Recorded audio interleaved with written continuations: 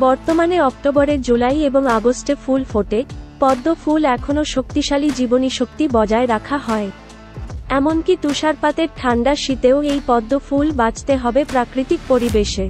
ধান চাষের জন্য চাষের জমি সাধারণত প্রচুর আর্দ্রতা থাকে, আর তাই ভালো পুকুর তৈরি করা সহজ এই অনুকূল পরিবেশগত পরিস্থিতিতে করা। সি হেং সিটিতে অবস্থিত লোটাস থিম পার্ক ভালো স্থাপন করা হয় বিভিন্ন ধরনের পদ্ম ফুলের সাথে। ভবিষ্যতে পরিবেশ বান্ধব গন্তব্য রচনা করে এই পার্কের উন্নয়নের সম্ভাবনা থাকবে। বিশেষ করে একটি সুরেলা চেহারা সঙ্গে বড় এবং ছোট সুবিধা স্থাপন করা হয় একটি পুকুরের সাথে, যেখানে পটভূমিতে পদ্ম ফুল ফোটে।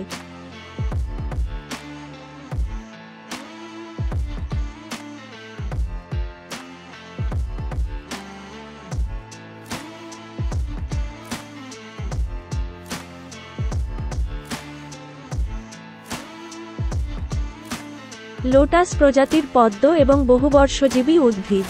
জল লিলির পাতা জলের সাথে সংযুক্ত থাকে, যখন পদ্ম ফুলের ডালপালা জলের উপরে প্রসারিত এবং পাতা ভাসমান বাতাসে। ভারতের একটি ফুল। আপনি যখন একটি পদ্মের কথা ভাবেন, তখন এটি ভাবা সহজ। একটি জলজ উদ্ভিদ হিসাবে একটি পুকুরে ভাসমান, কিন্তু এটি আসলে কাদা মধ্যে বৃদ্ধি ধান এবং জলাভূমি। এটি শুধুমাত্র শোভাময় উদ্দেশ্যে নয়, ভোজ্য এবং ঔষধি জন্যও ব্যবহৃত হয়।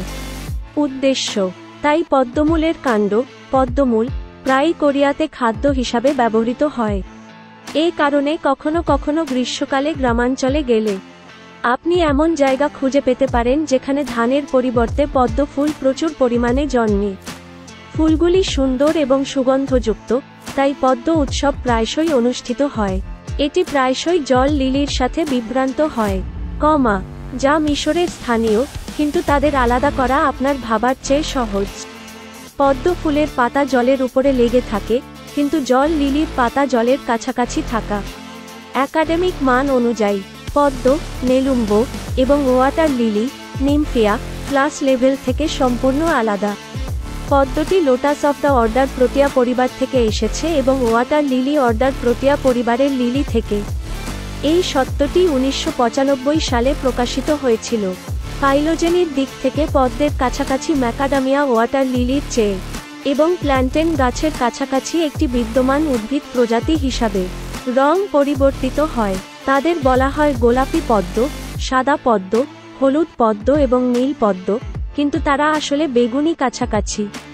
পদ্ম পাতায় জল রোধ করার বৈশিষ্ট্য আছে, তাই যখন বৃষ্টির জল একটি নির্দিষ্ট পরিমাণে ভরে যায়, তখন তারা নিচে পড়ে যায়।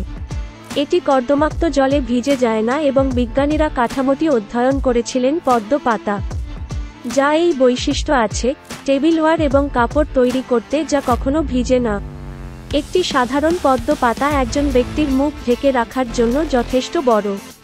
তবে একটি পাতার পদ্ম যা দ্রুত বেড়েছে তা একজন ব্যক্তির উচ্চতা অতিক্রম করতে পারে, এমনকি জলের বাইরেও, এবং পাতাগুলি ছাতা হিসাবে ব্যবহার করার মতো যথেষ্ট বড়। পদ্ম পাতা তুলতে অবশ্যই জলে যেতে হবে, কিন্তু বৃষ্টির দিনে জল বেড়ে যায়, যা বাস্তবে তাদের ব্যবহার করা কঠিন করে তোলে। ছাতা হিসাবে কখনো কখনো লোকেরা বলে যে তারা মাটিতে পদ্মের পাতা গজাতে দেখেছে, কিন্তু এটা খুব সম্ভব যে তারা ট্যারোর সাথে বিভ্রান্ত হয়েছিল।